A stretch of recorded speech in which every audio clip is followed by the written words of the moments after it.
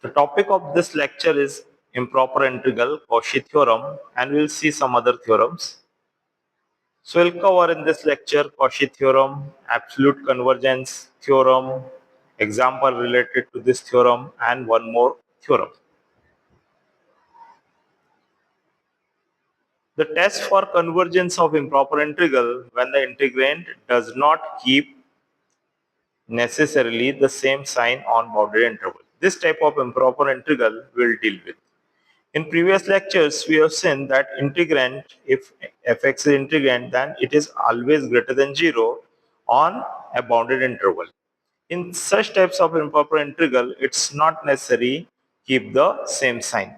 How to deal with such types of integral? Let us see. In this regard, the first theorem is Cauchy theorem. It says that let a b is the only point of infinite discontinuity of a function f which is integrable on a plus epsilon to b for all epsilon satisfying this inequality, and f may not keep the same sign on ab. If this happens, then a necessary and sufficient condition for convergence of improper integral a to b fx dx is that for every epsilon, positive epsilon greater than 0, there is a positive delta less than b minus a, such that modulus of integration a plus lambda 1 to a plus lambda 2 fx dx is less than epsilon. This we have to prove for all lambda 1, lambda 2 satisfying 0 less than lambda 1 comma lambda 2 less than delta. So this we have to prove. So proof is very easy. Let f lambda is equal to a plus lambda to b fx dx, where this f is capital F, when where 0 is less than lambda less than b minus a. The improper integral a to b fx dx is convergent if and only if limit lambda tends to 0 f lambda exists finitely. Because we have defined in this way, so this improper integral is convergent if this limit is finite limit. But by Cauchy criteria, for existence of the finite limit, limit lambda tends to 0 plus f lambda exists finitely if and only if for every epsilon greater than 0, positive epsilon, there exists a delta greater than 0 which is less than b minus a, such that modulus of f lambda 1 minus f lambda 2 is less than epsilon. This is from the Cauchy criteria. But this implies for all lambda 1, lambda 2 satisfying this inequality, or modulus of integration a plus lambda 1 to a plus lambda 2 fx dx is less than epsilon. This we have obtained from this, and we have defined f lambda by this. So from this we have obtained this expression for all lambda 1, lambda 2 satisfying 0 less than lambda 1 less than lambda 2 less than delta. So by this way we have proved this theorem. Now next see the definition.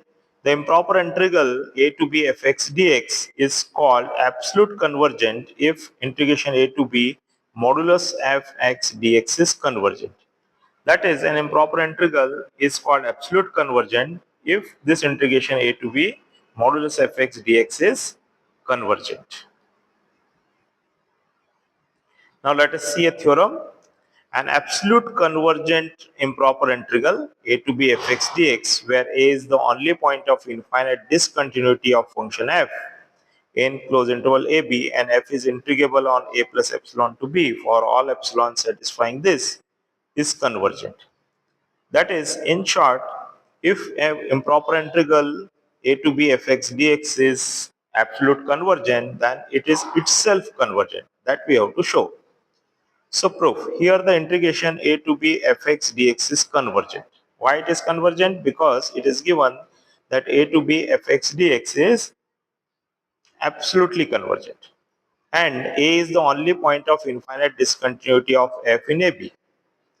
Now let epsilon greater than 0 be given, then there exists a delta less than b minus a, such that modulus integration a plus lambda 1 to a plus lambda 2 fx dx is less than epsilon for all lambda 1, lambda 2 satisfying this inequality.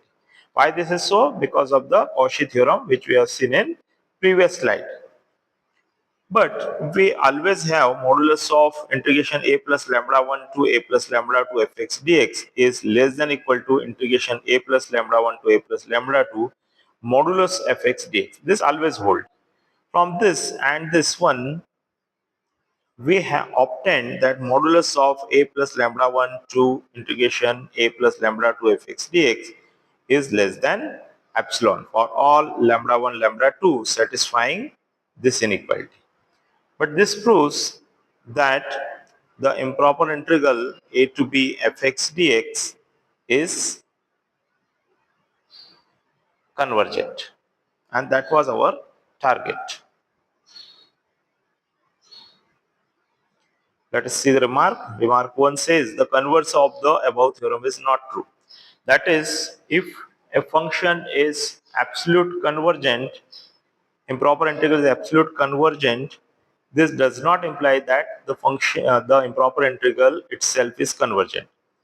Second, since modulus fx is always positive, comparison test can be applied to establish the convergence of improper integral a to b modulus fx dx. So this will be useful later on. Now let us see one example. Show that the improper integral 0 to 1 sine 1 upon x by root x is convergent. Now let fx is this function when x belongs to open interval 0 to 1. 1 is closed. The only point of infinite discontinuity of fx is x is equal to 0, and moreover fx does not keep the same sign on this interval. So for this, for x belongs to open interval 0 to close interval 1, modulus of sine 1 upon x upon root x, that is less than or equal to 1 upon root x, that is always holds, and the integration 0 to 1 upon root x dx is equal to 2. So this integration is convergent. Therefore, by the comparison test, 0 to 1 modulus sine 1 upon x by root x dx is convergent. That we can conclude. But this implies that the given integral is absolutely convergent. This integration is absolutely convergent. But by previous theorem, we can conclude that if it is absolutely convergent, then this integration 0 to 1 sine 1 upon x by root x dx is itself convergent. So this is the use of the previous theorems which we have. Using this, we have solved this example. Now let us see one more last theorem. Let A be the only point of infinite discontinuity of f on AB, and f is integrable on this interval for every epsilon satisfying this. Further, if A to B fx dx is absolutely convergent and a function phi is bounded and integrable on this interval for every epsilon satisfying this inequality, then integration A to B fx phi x dx is absolutely convergent. That is, this theorem gives the condition for product of two function, integration of product of two function, improper integral, when it will be absolutely convergent. So let us see the proof. As the function phi is bounded on a plus epsilon to b for every epsilon satisfying this inequality, so there exists a positive real number k such that modulus of phi x is less than equal to k for all x belongs to closed interval a plus epsilon to b. Now since a to b modulus f x dx is convergent, because it is absolutely convergent with positive integrand, there exists a positive real number k such that a plus epsilon to b fx dx is less than k. Here we have used the capital K, here we have used the small k, satisfying this inequality. So using the boundedness of phi x, we get that integration a plus epsilon to b fx phi x dx modulus of fx phi x dx, which is same as a plus epsilon to b modulus of fx into modulus of phi x dx, which is less than equal to k times, because phi x is less than k, times a plus integration a plus epsilon to b fx dx, and this is less than equal to k times k, the small k and capital K. for all epsilon satisfying this inequality.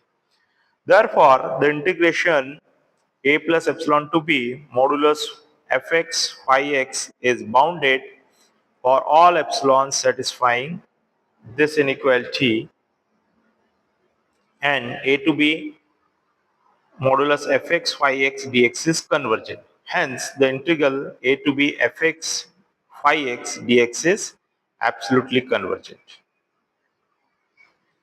Thank you very much. You can find the PPT of this lecture as a link in description box.